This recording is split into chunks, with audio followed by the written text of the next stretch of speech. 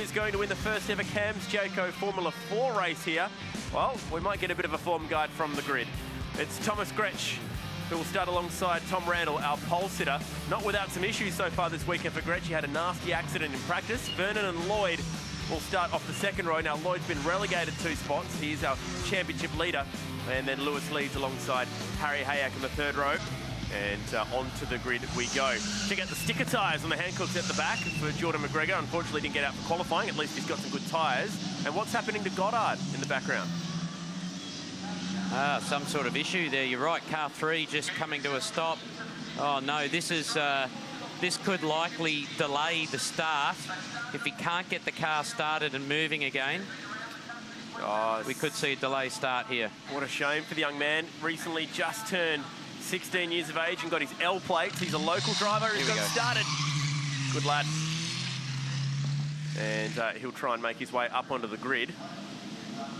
So most likely we'll have to start rear of grid here. Green flag. That's interesting. I'm not sure what's happened there. Green flag's been waved and he's coming down. Could be a rolling start. Yeah, could have had a run up on the field there. Either way, we're racing. CAMS Jayco Formula 4, good start. Jimmy Vernon, he sneaks up alongside Tom Grech. And watch out for Jordan Lloyd. He wants to join the party too. Let's get him on down towards the first chicane. Lloyd really thought about trying to get to second. Grech will shortcut the chicane. He might have to redress there and fall back in behind Jordan Lloyd. He does. Lloyd under brakes at turn 4. That's not going to work. Contact with Vernon. Lucky that Vernon didn't get spun around then. He actually lost out of that one, didn't he? It was a last-minute decision, and Tom Grech has got the run. That's his father, Jeff. He's got the run on Lloyd, and Jordan Lloyd lost a fair bit of momentum. Oh, they just got through, so... Well, that was pretty much a staring contest down the back straight, approaching the beach chicane, and a good bit of driving to abort that move. Wow, Lloyd is aggressive. He knows that he can't afford to give up much of an advantage to the race leader, Thomas Randall, so he just dives up the inside of Jimmy Vernon. That was actually a really smart move.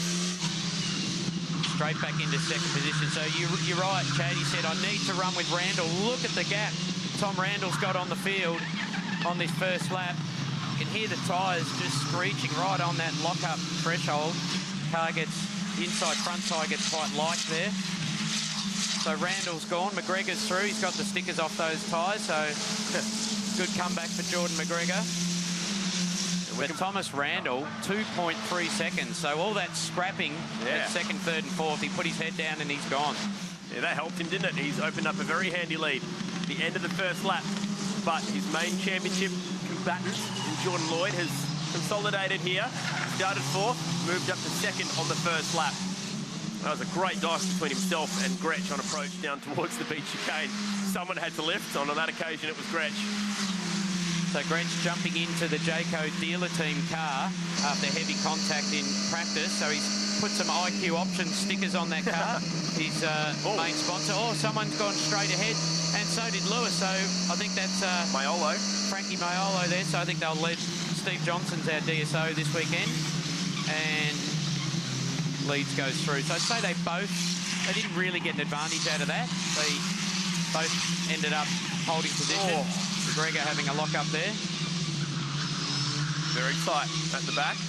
Will Brown doing a good job to try and make up a few spots here. Can he sneak up the inside at the last corner? Not quite. Needs to get a good exit. Get on the power early. He does that. Maiolo just in the middle of the track, so it's going to be difficult to get around. Get a good toe down the front straight. Geez, it's so cool seeing Wings and Slicks open wheelers back on the streets of Surfers Paradise. Will Brown was frustrated last night, fastest in practice. He's had to come off the back of the grid. So he'll be, again, looking to charge through a little bit like Jordan Lloyd in those first few laps. Got a lot more exit speed, so he should get up the inside here. But Maiolo, no, not quite far enough. Not close enough, rather, on the exit of those chicanes. So Steve Johnson's chatted to the drivers, said you really need to be well and truly up the inside to make a pass here. So here's a replay. Grech just didn't get a very good launch off the line. And you can see that Jordan Lloyd got a great start. On board, dropped the clutch. That was a beautiful start. Vernon got a cracker as well. Vernon's starts have been fairly good this year. He only had one bad one at Sydney. The rest have been crackers. Lloyd had enough momentum to get up the inside, but thought better of it. Gretsch took the shortcut there, which was wise, but then knew that he had to fall back in behind him. Now, this is the moment here. He had a look up the inside, a big look. Oh, man. Vernon's been turned around twice already this year. If that happened a third time, he would have absolutely flipped his lid. Well, there was a fair bit of contact there, wasn't there? Wheel-on-wheel contact. Look at Goddard just sliding the car through there. He's actually in position 9 at the moment, so I'm not sure what happened at the start, whether he hit the kill switch. I mean, he got the car started again. Look at the speed. Oh. Randall is ultra aggressive. He's maintaining 2.3 seconds over Lloyd, and he's bolted 1:19.0 last time round. Lloyd actually in 18.9, so consistent pace at the front. Lewis leads. A bit of a lock-up, trying to make his way back from a 2-spot grid penalty that he actually occurred at Sandown as well.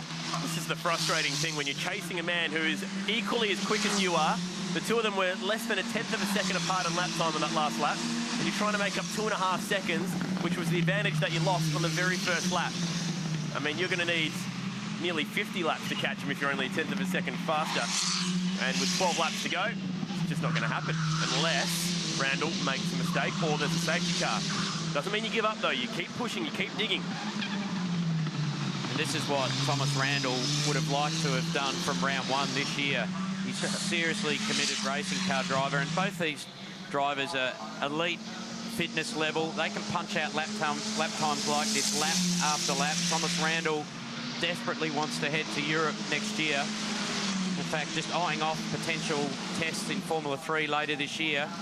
Try and make that transition to the big stage of open wheel racing in Europe. And Jordan Lloyd at the moment's got one hand on that big check courtesy of Jayco, 150,000 to go and compete internationally next year. Fabulous prize. And Cams and Jayco keen on developing the future of Australian motorsport with Formula 4. Let's ride over the shoulder of Jordan Lloyd down towards the beach chicane.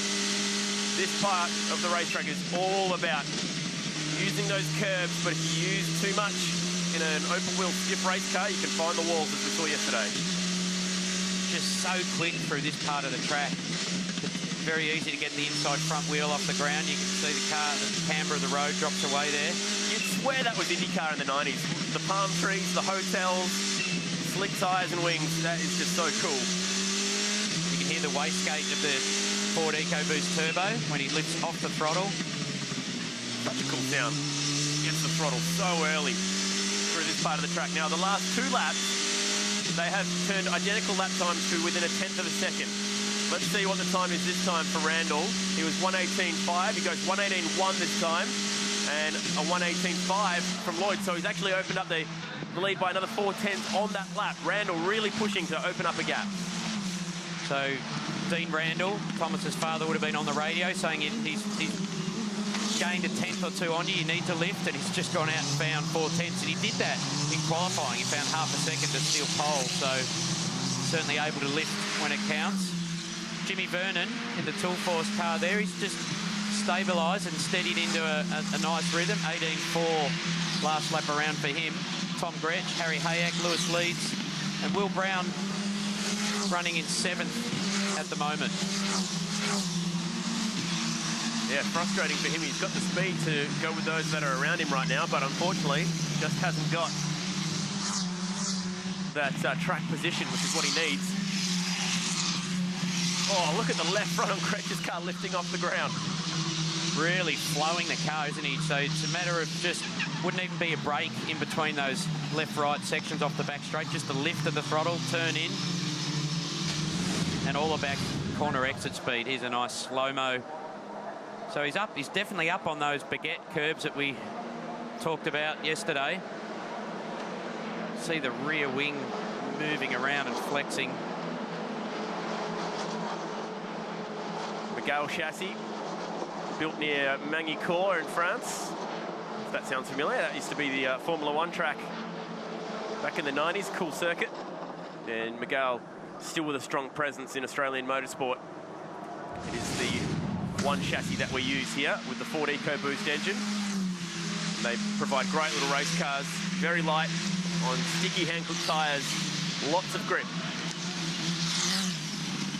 It's been a bit of a voyage of discovery for these young drivers this weekend, tackling a street circuit. I mean, the first event was a street circuit in Townsville, but this track is so different in the way that it behaves, the way that it drives, and small mistakes here are probably punished even harder than they are in Townsville.